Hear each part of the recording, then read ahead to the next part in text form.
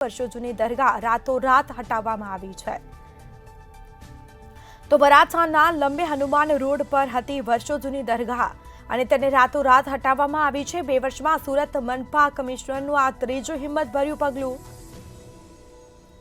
જેમાં મોડી રાત્રે ચુસ્ત પોલીસ બંદોબસ્ત વચ્ચે ગુપ્ત ઓપરેશન કરવામાં આવ્યું। સુરતીઓ મીઠી ઊંઘ માણતા રહ્યા અને ડિમોલિશન થઈ ગયું, જેમાં રાતોરાત વર્ષો જૂની દરગાહ છે તેને હટાવવામાં આવી છે। ડિમોલિશનની કામગીરી બાદ આ જગ્યા મેટ્રોને સોંપી દેવાશે, જેમાં ડિમોલિશન દરમિયાન અનેક બાબતો પર ખાસ ધ્યાન રાખવામાં આવ્યું હતું। તો માત્ર 2 થી 3 જ અધિકારીઓને મોબાઈલની પરમિશન અપાઈ હતી। ખાસ ધ્યાન રાખવામાં આવ્યું, કોઈ મોબાઈલમાં વિડીયો કે ફોટો ન લે તેની પણ તકેદારી રાખવામાં આવી હતી। દરગાહનું સ્ટ્રક્ચર મજબૂત હોવાથી વહેલી સવાર સુધી તેની કામગીરી ચાલી। તો સુરતમાં વર્ષો જૂની દરગાહ છે તેને રાતોરાત હટાવવામાં આવી છે, ડિમોલિશન કરવામાં આવ્યું છે। વરોછાના લંબે હનુમાન રોડ પર વર્ષો જૂની દરગાહ હતી તેને રાતોરાત હટાવવામાં આવી છે।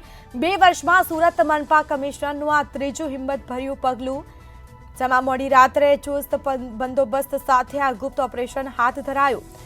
વધુ વિગતો સાથે સંવાદદાતા રાબિયા સાલે ફોન લાઈન પર જોડાયા છે। જી, સુરતમાં વર્ષો જૂની દરગાહ છે તેને રાતોરાત હટાવવામાં આવી છે, ડિમોલિશનની કામગીરી કરાઈ છે, શું વિગત? સુરત મહાનગરપાલિકા દ્વારા જે છે મોડી રાતે એક ગુપ્ત ઓપરેશન હાથ ધરવામાં આવ્યું હતું। સુરતનો જે લંબે હનુમાન રોડ છે ત્યાં ખારવાચાલ નજીક વર્ષોથી રસ્તાને નડતરરૂપ એક જે દરગાહ હતી તેને હટાવવામાં આવી હતી। ત્યારે ઓપરેશન મનપાના તંત્ર દ્વારા જે છે છેલ્લે મોડી રાત સુધી ગુપ્ત રાખવામાં આવ્યું। ચુસ્ત પોલીસ બંદોબસ્ત પહેલેથી જ ગોઠવી દેવામાં આવ્યો હતો અને રાતે 11 વાગ્યા બાદ પોલીસે આ વિસ્તારને કર્ડન કરી દીધો હતો અને ત્યારબાદ સૂચક રીતે મ્યુનિસિપલ કમિશનર શાલિની અગ્રવાલ પણ ગેરહાજર રહ્યા, પરંતુ તેમના આગેવાનીની અંદર એટલે કે તેમના માર્ગદર્શન હેઠળ સિક્યોરિટી વિભાગને પણ છેલ્લે સુધી જાણ કરાઈ નહીં હતી અને સાથે જ મોડી રાતે 12 વાગ્યા બાદ પણ ઠંડીમાં લપેટાઈને જ્યારે સુરતી લાલાઓ મીઠી ઊંઘ મારી રહ્યા હતા ત્યારે મનપાનું દિલ ધડક કહી શકાય કે જે લંબે હનુમાન રોડ પર આ ઓપરેશન કર્યું છે એ હાથ ધરવામાં આવ્યું, કારણ કે દરગાહ હટાવવાની કામગીરી કરવાને લઈને ક્યાંક લોકોનો વિરોધ પણ થઈ શકે, લોકોની અંદર ક્યાંક હલચલ પણ બોલાઈ શકે, પરંતુ આ તમામ વસ્તુઓનું ધ્યાન રાખીને દરગાહના સ્ટ્રક્ચરને ત્યાંથી હટાવવામાં આવ્યું। ખૂબ જ મજબૂત આ સ્ટ્રક્ચર હોવાને કારણે મળસ્કે સુધી એની કામગીરી ચાલી હતી।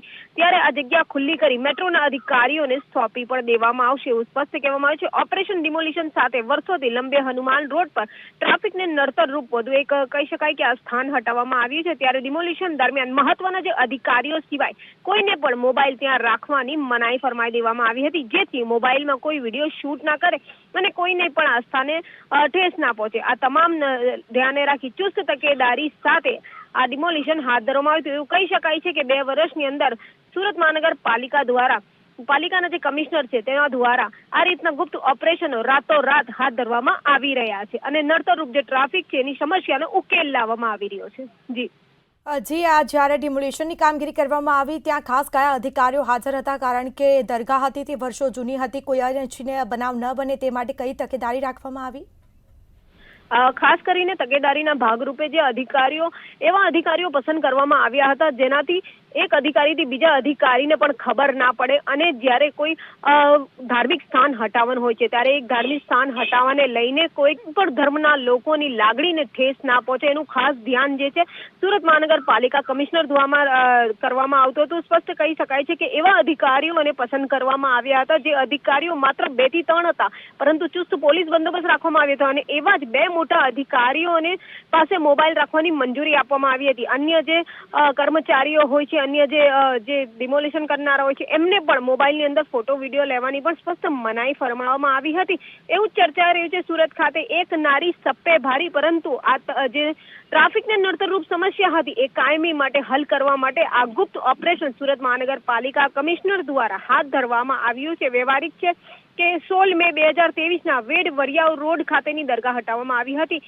21 ઓક્ટોબર 2022ના સહારા દરવાજાની જે દરગાહ છે એ હટાવવામાં આવી હતી અને હવે ગઈકાલે જે છે ડિસેમ્બરના આ મંથની અંદર આ રીતની આ જે દરગાહ છે એ હટાવવામાં આવી છે અને જેને લઈને ક્યાંક તમામ જે ટ્રાફિકના ન્યુસન્સ છે એ હવે રિંગ રોડ ખાતે જે છે ખલાસ થઈ જશે। જી બિલકુલથી તમામ જાણકારી આપવા બદલ આપનો આભાર। તો સુરતમાં વર્ષો જૂની દરગાહ છે તેને રાતોરાત હટાવવામાં આવી છે, જે નર્તનરૂપ દરગાહ હતી, એટલે કે ટ્રાફિકની સમસ્યાઓ હતી અને જેના કારણે છે વાહન ચાલકો પણ મુશ્કેલીમાં મુકાતા હતા અને આખરે વર્ષો જૂની દરગાહ રાતોરાત હટાવવામાં આવી છે.